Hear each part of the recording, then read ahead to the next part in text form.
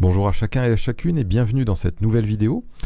Je vous propose aujourd'hui d'étudier une question, alors qu'on appelle, on va l'appeler la question du voile, parce que c'est une question qui n'est pas très souvent enseignée, débattue, en tout cas si ça peut être débattu, c'est parfois entre hommes qu'on débat sur cette question, et puis entre femmes qu'on débat sur cette question, et quand les deux se mélangent, quand il y a des discussions entre hommes et femmes, ça peut tourner parfois au combat entre les machos et les féministes, ce qui n'est pas forcément à la gloire de Dieu. Donc on va essayer surtout de comprendre le but de cet enseignement qui nous est donné dans 1 Corinthiens 11 par l'apôtre Paul. Et on va essayer de voir le but et la nécessité de mettre le voile pour la femme et d'avoir la tête découverte pour l'homme. Alors, on y va. Et on va commencer d'abord par évacuer les objections. On nous dit souvent, c'était une instruction pour les Corinthiens. C'était un problème de tradition entre des Juifs et des Grecs qui étaient à Corinthe. Les uns étaient comme ci, les autres étaient comme ça. Donc Paul, il règle la question en disant, ben voilà, les femmes, elles seront comme ci, et puis c'est terminé. Ou alors on nous dit que c'est une façon de les distinguer des prostituées de Corinthe qui étaient comme ci, comme ça. Bon. Alors on va répondre à ces objections. D'abord, moi je vous demande, est-ce qu'on dit de l'épître à Timothée ou à Tite que c'était des épîtres pour Timothée et Tite, que donc on n'est pas concerné nous directement parce que Paul dit à Tite ou à Timothée? Bien sûr que non.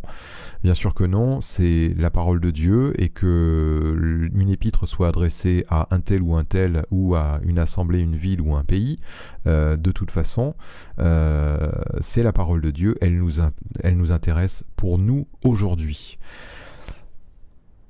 Deuxième réponse, est-ce qu'on a besoin d'un manuel d'histoire pour comprendre la Bible? Parce que si on répond oui, ça voudrait dire que Dieu a oublié de nous donner des choses dans sa révélation, ce qui serait quand même un petit peu embêtant.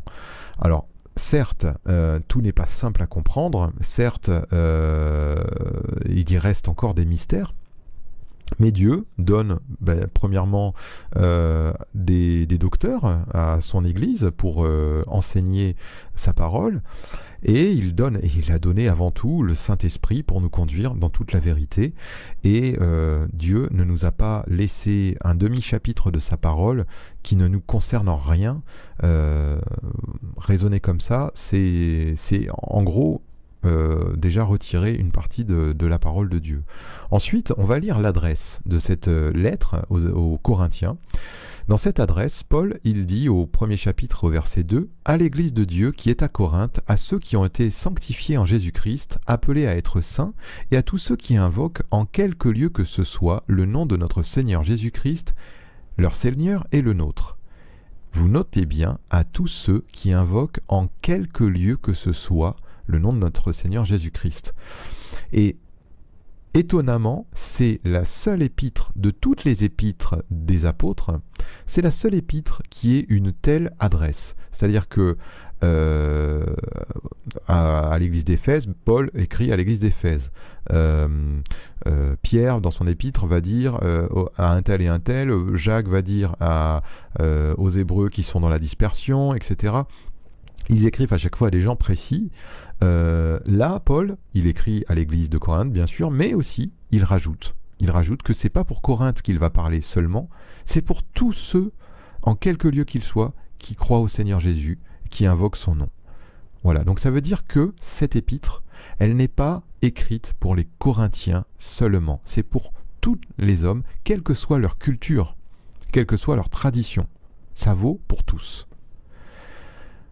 Donc, j'espère que cette première objection, elle est bien évacuée.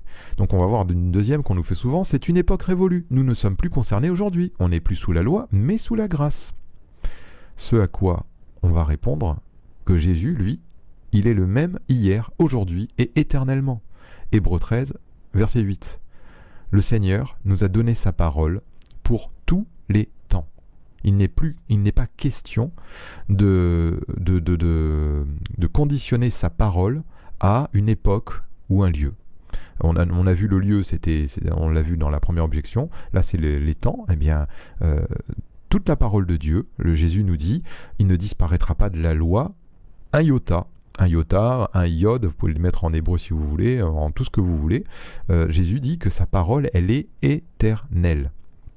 Et elle demeure éternelle. Ensuite, la question d'être sous la loi ou sous la grâce, ça je vous ramène à une autre vidéo que j'ai faite sur la loi et la grâce pour vous expliquer exactement ce qu'il en est de la loi et de la grâce aujourd'hui. Et puis je voudrais dire aussi que ça n'est pas cette question du voile, elle est dans la nouvelle alliance. Et elle n'est pas, même si elle peut s'apparenter, elle n'est pas une ordonnance, on va dire, une ordonnance de l'ancienne alliance. Elle n'est pas comme dans l'ancienne alliance, il y avait par exemple « tu n'en muselleras pas le bœuf quand il foule le grain », donc c'était, les juifs respectaient ça à la lettre, un bœuf n'était jamais, on lui mettait jamais une muselière pendant qu'il travaillait, mais Paul nous expliquera plus tard, oui mais c'était simplement pour dire que celui qui travaille, il doit travailler avec l'espoir de manger le fruit de son travail, voilà en gros. Paul l'expliquera plus tard dans une étude. Mais cette ordonnance du voile, ça n'est pas une ordonnance de l'ancienne alliance, une ordonnance de la loi de Moïse, c'est dans la nouvelle alliance. Et le Seigneur demande cette chose dans la nouvelle alliance. Et on a quelque chose à comprendre, on va le voir, on va essayer de le détailler. Et puis, moi j'ai une autre objection, si cela ne nous concerne pas, déchirons la page de la Bible, c'est tout. Et puis quand on se dit ça, oui, parce que si c'est pas utile dans la parole de Dieu, si c'est pas pour nous, Dieu l'a mis en trop, donc enlevons-le. Et ça, bien sûr, je pense que la majorité de vous qui m'écoutez, vous ne le ferez pas. J'espère, en tout cas. On continue avec une autre objection. Je ne suis pas convaincu, je ne comprends pas. Alors, je réponds à ça. Est-ce que Dieu nous demande de tout comprendre ? Est-ce que Dieu ne nous demande pas autre chose ? 1 Samuel chapitre 15 verset 22, Samuel dit « L'Éternel trouve-t-il du plaisir dans les holocaustes et les sacrifices comme dans l'obéissance à la voix de l'Éternel ? Voici, l'obéissance vaut mieux que les sacrifices et l'observation de sa parole vaut mieux que la graisse des béliers. Car la désobéissance est aussi coupable que la divination et la résistance ne l'est pas moins que l'idolâtrie et les téraphimes. » C'est très fort ce qui est dit dans ce verset de 1 Samuel. Alors vous me direz c'est l'ancienne alliance, oui, mais je ne crois pas que les choses aient changé. Le principe, c'est que Dieu ne trouve pas de plaisir dans les sacrifices de quelqu'un qui lui désobéit. Et il nous dit que la désobéissance à sa parole, elle est coupable. C'est quelque chose qui fait offense à Dieu véritablement. Donc le fait de ne pas être convaincu ou de ne pas comprendre un commandement de Dieu ne nous dispense en rien de nous y soumettre. Ça doit être l'obéissance qui doit nous guider dans tout ce que nous faisons. 1 Jean chapitre 5 verset 3, car l'amour de Dieu consiste à garder ses commandements et ses commandements ne sont pas pénibles. Dieu ne nous met pas un joug pour qu'on ait des grosses difficultés. Non. Et si nous aimons Dieu, nous garderons ses commandements. Je vous mets une dernière objection pour terminer, pour clore ce point. Dieu a fait de nous ses enfants. Et est-ce qu'un enfant dira à son père, « Papa, tu veux que je fasse ceci, mais je ne suis pas convaincu. » Si son papa lui demande de mettre son manteau pour sortir, est-ce que l'enfant répond « Ah non, écoute, je suis pas convaincu, donc je vais pas le mettre. » On sait très bien ce qui va se passer. Le papa va dire « Écoute, mon enfant, je t'ai demandé de mettre le manteau, mais le manteau. » De la même manière, le Seigneur, dans sa parole, nous a demandé quelque chose en 1 Corinthiens 11 à observer, mais que nous l'ayons compris réellement ou pas, l'amour qu'il nous a donné, on doit le recevoir pour lui obéir avec la simplicité d'un enfant. Enfin, dernière objection, la chevelure est donnée comme voile. Ça, on va le voir un petit peu plus loin. Donc, on va lire 1 Corinthiens 11. « Soyez mes imitateurs, comme je le suis moi-même de Christ. Je vous loue de ce que vous vous souvenez de moi à tous égards, et de ce que vous retenez mes instructions telles que je vous les ai données. Je veux cependant que vous sachiez que Christ est le chef de tout homme, que l'homme est le chef de la femme, et que Dieu est le chef de Christ. Tout homme qui prie ou qui prophétise la tête couverte déshonore son chef. Toute femme, au contraire, qui prie ou qui prophétise la tête non voilée déshonore son chef. C'est comme si elle était rasée. Car si une femme n'est pas voilée, qu'elle se coupe aussi les cheveux. Or, s'il est honteux pour une femme d'avoir les cheveux coupés ou d'être rasée, qu'elle se voile. L'homme ne doit pas se couvrir la tête, puisqu'il est l'image et la gloire de Dieu, tandis que la femme est la gloire de l'homme. En effet, l'homme n'a pas été tiré de la femme, mais la femme a été tirée de l'homme. Et l'homme n'a pas été créé à cause de la femme, mais la femme a été créée à cause de l'homme. C'est pourquoi la femme, à cause des anges, doit avoir sur la tête une marque de l'autorité dont elle dépend. Toutefois, dans le Seigneur, la femme n'est point sans l'homme, ni l'homme sans la femme. Car de même que la femme a été tirée de l'homme, de même l'homme existe par la femme, et tout vient de Dieu. Jugez en vous-même, est-il convenable qu'une femme prie Dieu sans être voilée ? La nature elle-même ne nous enseigne-t-elle pas que c'est une honte pour l'homme de porter de longs cheveux, mais que c'est une gloire pour la femme d'en porter, parce que la chevelure lui a été donnée comme voile ? Si quelqu'un se plaît à contester, nous n'avons pas cette habitude non plus que les églises de Dieu. Voilà. Alors, vous pourrez le relire tranquillement. Et on va là, on va encore le relire, mais cette fois, on va commenter un petit peu chaque verset. « Soyez mes imitateurs comme je le suis moi-même de Christ. Je vous loue de ce que vous vous souvenez de moi à tous égards, et de ce que vous retenez mes instructions telles que je vous les ai données. » Alors ici, il y a 3 choses. Christ est le parfait exemple d'obéissance au Père. Paul marche à l'image de son maître. Paul nous invite à faire de même en retenant ses instructions telles qu'il les a données. Le Seigneur Jésus a été vraiment ce parfait exemple d'obéissance. Et Dieu, il pouvait dire que le Père l'exauce toujours parce qu'il fait toujours ce qui lui est agréable. Le Seigneur Jésus pouvait dire également qu'il ne faisait que ce que il voyait faire au Père.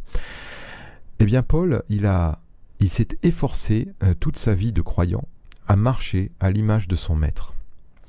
Et ici, il invite les Corinthiens à faire de même. Et il invite les Corinthiens non pas pour les soumettre à sa volonté, mais vraiment pour les soumettre à la volonté de Dieu, parce qu'il sait que cela va les ancrer véritablement dans cette communion à Christ. Et c'est son but, c'est que vraiment ils ne soient plus des enfants en Christ, mais qu'ils soient des hommes, des femmes à la stature parfaite de Christ. Donc, là encore, comme j'ai vu juste avant, on a cette notion de retenir les instructions et d'y obéir, d'être les imitateurs de Christ. C'est fondamental. Et c'est fondamental pour l'enseignement qui va suivre. C'est par là que l'enseignement est introduit. Et donc il va leur dire « Je veux cependant que vous sachiez que Christ est le chef de tout homme, que l'homme est le chef de la femme, et que Dieu est le chef de Christ. Je veux que vous sachiez. » C'est important que les hommes et les femmes de Corinthe sachent cette chose. Dieu a établi un ordre. Il a donné un ordre à toute chose et il a délégué, on va dire, une autorité. Il a établi une autorité de la manière suivante. Il y a Dieu, Christ, l'homme et la femme. Ainsi, Christ est soumis à Dieu, l'homme est soumis à Christ, la femme est soumise à l'homme. C'est Dieu qui a établi ces choses. D'accord ? Donc elles ne sont pas à prendre dans le contexte de l'apôtre Paul, Corinthe ou je ne sais quoi. Non, ce qu'on doit savoir, c'est que Dieu a établi les choses de cette manière. Et on va le détailler encore un petit peu plus loin. Tout homme qui prie ou qui prophétise la tête couverte déshonore son chef. Toute femme au contraire qui prie ou qui prophétise la tête non voilée déshonore son chef. C'est comme si elle était rasée. Donc ici, on a, à cause donc de cet ordre dans l'autorité, les hommes et les femmes doivent se distinguer lorsqu'ils prient ou qu'ils prophétisent. C'est-à-dire, je l'ai mal dit, en fait, il faut qu'ils se distinguent l'un de l'autre. Les hommes doivent avoir une apparence, les femmes doivent avoir une autre apparence. Cette distinction, elle est faite entre les hommes et les femmes par le fait que les hommes ont la tête découverte et les femmes ont la tête couverte. Voilà ce que souhaite le Seigneur Jésus. Je vous mets en encadré le mot déshonore. Parce que, simplement pour vous faire remarquer, donc le mot grec, il traduit déshonorer, mettre en disgrâce, faire honte, rendre honteux. C'est vraiment un mot quand même assez fort, c'est-à-dire que c'est pas une ordonnance, un commandement qui doit être pris comme ça à la légère, qui n'a pas beaucoup d'incidence. Non, non. Le Seigneur nous dit ici que bien une femme qui prie ou qui prophétise la tête non voilée, elle fait honte à son chef. Donc c'est pas rien du tout. Alors ensuite, on va faire remarquer toute femme. Alors c'est toute femme, tout homme qui est écrit. Donc ça veut dire que ça concerne toutes les femmes et tous les hommes. Alors certains vont me dire non, c'est les épouses. C'est pas les épouses. Le mot, c'est gouneux en grec, gouné, une femme qui porte de n'importe quel âge, qu'elle soit vierge, mariée ou veuve. Une épouse, une fiancée. Donc ça peut désigner une épouse, une fiancée, mais ça désigne n'importe quelle femme. Donc ça peut être une jeune femme, une femme âgée, etc. etc. Ça concerne toutes les femmes.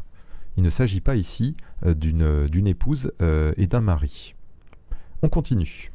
Car si une femme n'est pas voilée, qu'elle se coupe aussi les cheveux. Or, s'il est honteux pour une femme d'avoir les cheveux coupés ou d'être rasée, qu'elle se voile. Donc la distinction qui doit être faite entre les hommes et les femmes, c'est une nécessité donc qui passe par le voile et non par la chevelure. Paul, là, va dire quelque chose ici qui nous choque plus, nous, aujourd'hui. Mais de son temps, et j'ai envie de dire, ça fait peu de décennies que ça nous choque plus, parce que jusqu'à il y a presque 50 ans, ça choquait toujours, que c'était honteux pour une femme d'avoir les cheveux coupés ou d'être rasée. Personnellement, je me rappelle dans les années 80 d'une chanteuse anglaise de pop music qui était rasée, et ça avait vraiment choqué. Quand elle avait été connue, ça avait vraiment choqué les gens parce qu'elle était entièrement rasée et que c'était la première fois qu'on voyait une femme qui se présentait comme une femme publique qui se présentait la tête entièrement rasée.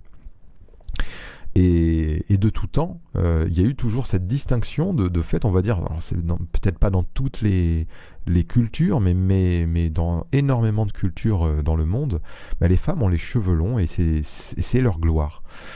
Et les hommes se coupent les cheveux. Donc ça, c'est une petite parenthèse pour dire vraiment qu'on s'est éloigné de la parole de Dieu, qu'aujourd'hui on a pris des habitudes qui sont loin de ce que la Bible nous montre comme modèle. Et même, je dis ça, même dans l'Église, je dis ça surtout pour le corps de Christ.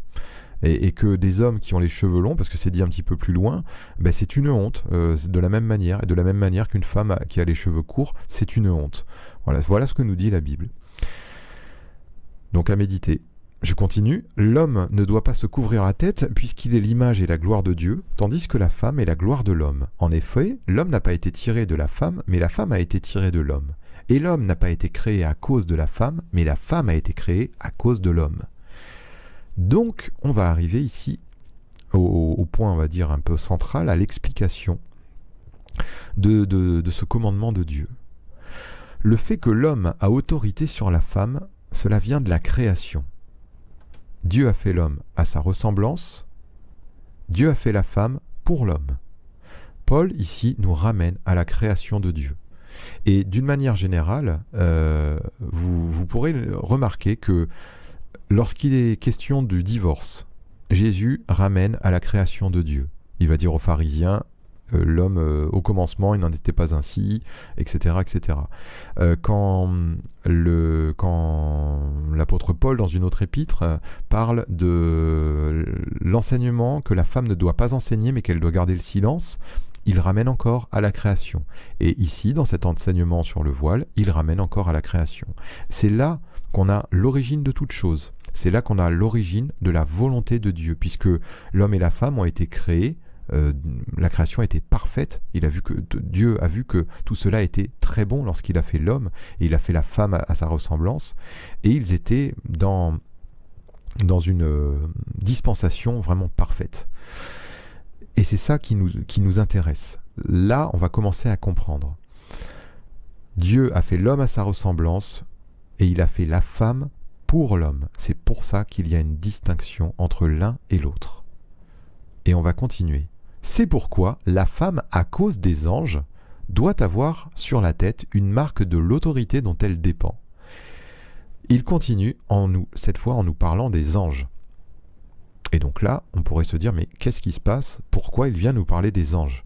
Eh bien, je vous l'ai dit, le verset suivant nous ramène à la création, et on va voir que dans Genèse au chapitre 6, eh bien, il s'est passé quelque chose. En Genèse 6, du verset 1 à 5, voici ce qui nous est dit. « Lorsque les hommes eurent commencé à se multiplier sur la face de la terre et que des filles leur furent nées, les fils de Dieu virent que les filles des hommes étaient belles, et ils en prirent pour femmes parmi toutes celles qu'ils choisirent. Alors l'Éternel dit, « Mon esprit ne restera pas à toujours dans l'homme, car l'homme n'est que chair, et ses jours seront de 120 ans. » Les géants étaient sur la terre en ces temps-là, après que les fils de Dieu furent venus vers les filles des hommes et qu'elles leur eurent donné des enfants. Ce sont ces héros qui furent fameux dans l'Antiquité. L'Éternel vit que la méchanceté des hommes était grande sur la terre et que toutes les pensées de leur cœur se portaient chaque jour uniquement vers le mal. C'est très important, ce passage. C'est là, ça va être une clé. Pourquoi? Parce qu'on voit que les fils de Dieu, c'est les anges. Ce sont les créatures célestes qui ont été créées directement par Dieu. Et ces fils de Dieu, ils ont été vers les filles des hommes. Ils en ont pris pour femmes. Voici ce qui nous est dit. Et là, on voit au verset 3, « Alors l'Éternel dit », c'est une conséquence, « Mon esprit ne restera pas à toujours dans l'homme, car l'homme n'est que chair, et ses jours seront de 120 ans. » Genèse 6, c'est après la chute, mais ce passage-là, il est avant le déluge. Il est avant le déluge. C'est-à-dire que à la chute, Adam et Ève ont été chassés du jardin. Ils ont perdu toute cette création que Dieu avait fait pour eux. Ils en ont perdu la jouissance. Ils ont été séparés de l'arbre de vie et séparés de la communion avec Dieu. Mais il y avait encore en eux l'Esprit du Seigneur. C'est ça que je veux vous faire remarquer. Il y avait l'Esprit du Seigneur en eux. Et le fait que des anges soient venus et qu'ils aient pris pour femmes, soient venus vers les femmes et qu'ils en aient pris pour femmes, qu'elles leur ont enfanté des enfants, etc., etc. Bon, ça peut être quelque chose qui est un peu étrange, ce passage, qu'on a interprété de différentes manières. Mais en tout cas, quelle que soit la compréhension exacte qu'on pourrait en avoir, ce qui est certain, c'est que cet acte-là, ce problème qu'il y a eu entre les anges et les filles des hommes, ça a eu pour conséquence que Dieu a retiré son esprit de l'homme. Et les hommes qui vivaient jusqu'à 900 ans se sont mis à vivre jusqu'à 120 ans au maximum. Eh bien ça, je vais vous apporter une petite conclusion. À la chute, l'homme est devenu son propre chef. Il est devenu, homme et femme vivent maintenant dans l'indépendance vis-à-vis de Dieu, sans l'apport de l'Esprit de Dieu. Ils ont vécu en dehors des commandements de Dieu, donc, ils ont vécu dans leur propre indépendance, et il y a une deuxième conséquence, c'est que l'Esprit de Dieu s'est retiré, et ils ont fini par vivre sans l'Esprit de Dieu. Seulement, deuxième point, à la nouvelle naissance, Dieu régénère notre esprit. Il nous donne un cœur nouveau, il régénère notre cœur. Ainsi vivifiés, nous pouvons revenir à cet état premier de vie dans la dépendance de Dieu. On revient dans le jardin. La nouvelle naissance, quand un homme ou une femme se repent, se tourne vers Dieu, se repent, qu'il se repent de ses péchés, et que véritablement il met toute sa foi dans l'œuvre de Jésus-Christ à la croix, eh bien Dieu opère en lui une recréation, il lui donne un cœur nouveau. Et là, eh bien, il revient dans cet état premier du jardin.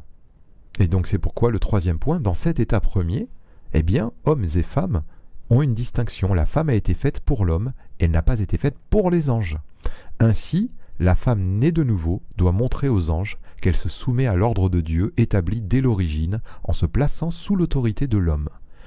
C'est pour éviter, entre guillemets, ce problème qu'il y a eu dans Genèse 6, que Dieu va demander cette distinction entre l'homme et la femme, et que la femme,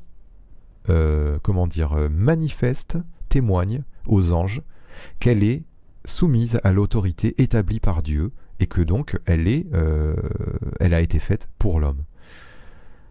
3 versets qui vont nous conforter dans cette idée. Éphésiens 3, versets 8 à 10. À moi qui suis le moindre de tous les saints, cette grâce a été accordée d'annoncer aux païens les richesses incompréhensibles de Christ et de mettre en lumière quelle est la dispensation du mystère caché de tout temps en Dieu qui a créé toutes choses, afin que les dominations et les autorités dans les lieux célestes connaissent aujourd'hui par l'Église la sagesse infiniment variée de Dieu. Paul, il nous explique ici que les dominations et les autorités dans les lieux célestes, eh bien, ils observent l'Église.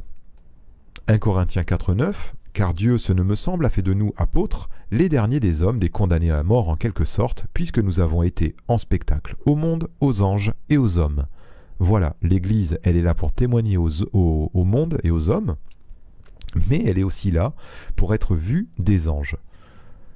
Et enfin, un dernier verset dans 1 Pierre, chapitre 1er, verset 12, « Il leur fut révélé », donc là il s'agit des prophètes de l'Ancien Testament, « il leur fut révélé que ce n'était pas pour eux-mêmes, mais pour vous qu'ils étaient les dispensateurs de ces choses que vous ont annoncées maintenant ceux qui vous ont prêché l'Évangile par le Saint-Esprit envoyé du ciel, et dans lesquels les anges désirent plonger leur regard. » Voilà, l'Évangile de Christ, eh bien, les anges plongent leur regard dans cet évangile qui a été répandu dans le monde entier et qui transforme le cœur des hommes.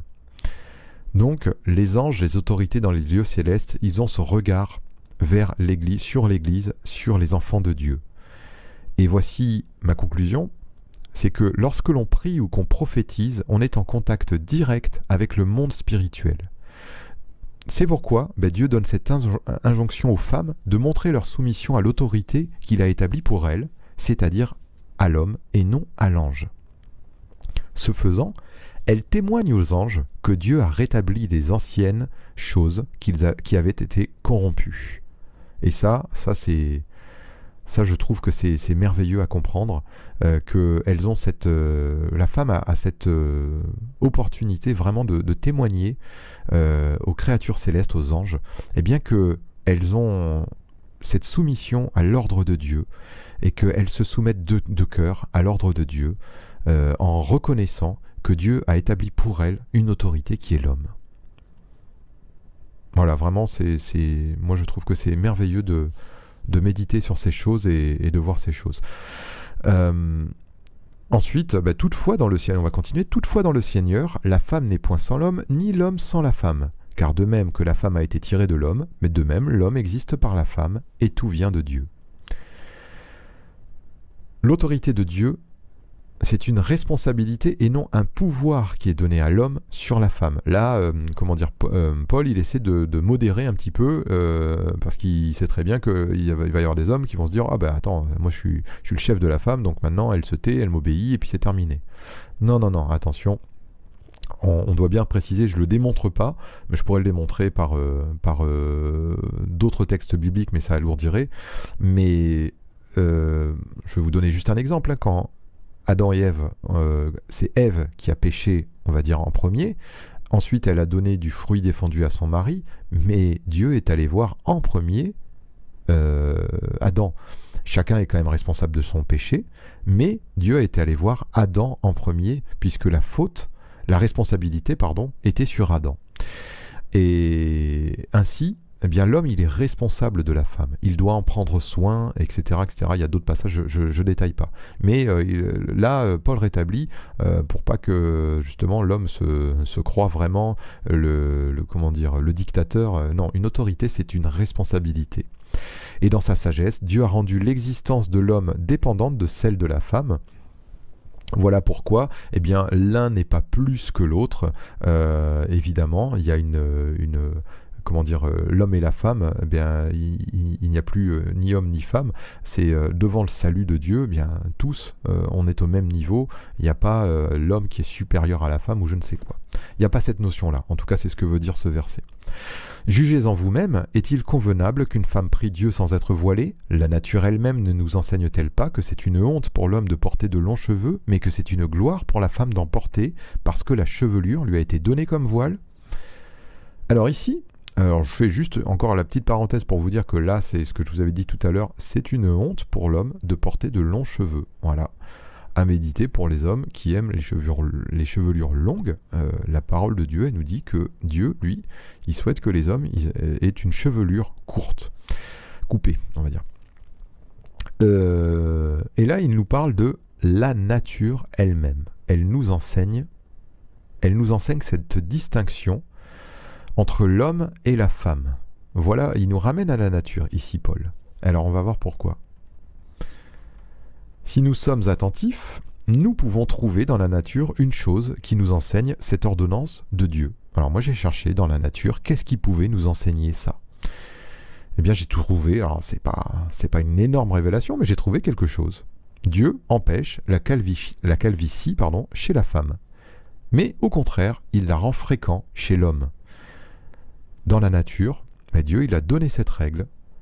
La femme, elle ne perdra jamais ses cheveux. Bon, évidemment, il peut y avoir des maladies, des choses comme ça. C'est des cas particuliers. Je parle là, ici, toujours en général. Mais par contre, au contraire, c'est une chose très fréquente que l'homme soit chauve. C'est vraiment quelque chose. Donc Dieu va permettre que l'homme ait la tête nue. C'est pas un problème pour lui. Et par contre, ça, il ne le permet pas à la femme. Il l'a inscrit dans la nature. Voilà. On va voir les deux mots, voilé et voile. Puisque je vous avais dit dans les objections, c'était la 4e objection, là, il y a des gens qui disent, mais c'est la chevelure de la femme, c'est ça son voile, ça lui a été donné comme voile. Eh bien, on va voir que non, c'est pas ça comme le voile. Le mot qui traduit voilé dans tout ce qu'on a vu, doit avoir la tête voilée, etc., etc., c'est le mot katakalupto, qui veut dire couvrir, se voiler. Voilà. Par contre, la chevelure lui a été donnée comme voile, au verset 15, ici. Donc le mot ici, c'est le mot péribolaion, une couverture mise autour, une enveloppe, un manteau, un voile. Voilà, c'est quelque chose il y a une notion d'entourer. La chevelure, elle l'entoure, la longue chevelure, elle entoure la femme. On peut voir ça comme une parure en fait. La chevelure est donnée comme une parure à la femme. On aurait pu traduire plus poétiquement, on va dire. Mais en tout cas, c'est pas les mêmes mots. Donc ça veut dire que la femme doit, quand il est dit qu'elle doit être voilée, c'est qu'elle doit avoir quelque chose de mis sur sa tête. Voilà, en plus des cheveux. Alors on va terminer par ce dernier verset. Si quelqu'un se plaît à contester, nous n'avons pas cette habitude non plus que les églises de Dieu. Paul leur indique que cet enseignement est connu et n'est pas contesté par les autres églises. Il les met en garde contre les contestations, le Saint-Esprit montrant par là le fait que cet enseignement serait discuté et donc parfois rejeté par certaines églises. Là encore, ceux qui disaient que c'était un problème propre aux Corinthiens, eh bien, par ce verset, cet argument tombe complètement, puisque l'enseignement qu'il vient de donner, il explique ici il dit ici que, il montre que cet enseignement est connu des églises de Dieu, en tout cas partout où il enseigne, et qu'il n'est même pas contesté. Par contre, eh bien, ça nous montre, le Saint-Esprit avait déjà prévu, voilà, qu'il y aurait cette contestation, et notamment particulièrement de nos jours, où cet enseignement est contesté pour les raisons qu'on a vues tout à l'heure. Et notez bien quand même que tout cet enseignement, il est encadré par les 2 premiers versets, si vous vous rappelez, c'était sur le fait, on va dire l'obéissance, en tout cas d'être les imitateurs de Christ, et là ici, de ne pas contester. Donc il y a vraiment il encadre son enseignement par ces 2 remarques. C'est dire à quel point le Saint-Esprit avait déjà vu qu'il y aurait cette contestation qu'on voit aujourd'hui. Alors je termine par 2 versets. C'est pour prendre personne au piège, mais c'est simplement pour vous dire, voici ce que la parole de Dieu nous déclare. Voici la volonté de Dieu. Dieu nous a tout laissé dans sa parole afin que nous le mettions en pratique. Alors vous me direz, oui, mais est-ce que c'est vraiment très important, etc., etc. Je laisse le soin à chacun de répondre, mais que nous ayons la crainte de Dieu et notamment des paroles du Seigneur. On va lire en Matthieu 23, verset 23. « Malheur à vous, scribes et pharisiens hypocrites, parce que vous payez la dîme de la menthe, de l'âneth et du cumin, et que vous laissez ce qui est le plus important dans la loi, la justice, la miséricorde et la fidélité. » Dans la loi, Jésus nous déclare que ce qui était important, c'était justement d'observer la justice, la miséricorde et la fidélité. Et donc les petites choses, la dîme de la menthe, de l'âneth et du cumin, eh bien ces choses-là, elles semblent secondaires pour le Seigneur, elles semblent des choses moindres, de moindre importance. Et bien sûr que le Seigneur, il préfère qu'on soit juste plutôt qu'on importe 3 brins de menthe parce qu'on en a dans le jardin. Mais voici par quoi il va terminer. C'est là ce qu'il fallait pratiquer, donc la justice, la miséricorde et la fidélité, sans négliger les autres choses. Donc vous payez la dîme de la menthe, de l'âneth et du cumin, et bien ça, il ne faut pas le négliger non plus. Voilà. Ça veut dire que, en fait, ce que nous dit le Seigneur ici, c'est que, bien sûr, dans la Nouvelle Alliance, cette ordonnance du voile, ça n'est pas une ordonnance, comme je vous l'ai dit, propre, ou qui s'apparente à une loi de l'Ancien Testament, mais c'est quelque chose, en effet, qui peut paraître un détail, qui peut paraître secondaire. Eh bien, dans tous les cas, secondaire ou pas, eh bien, il n'est pas à négliger.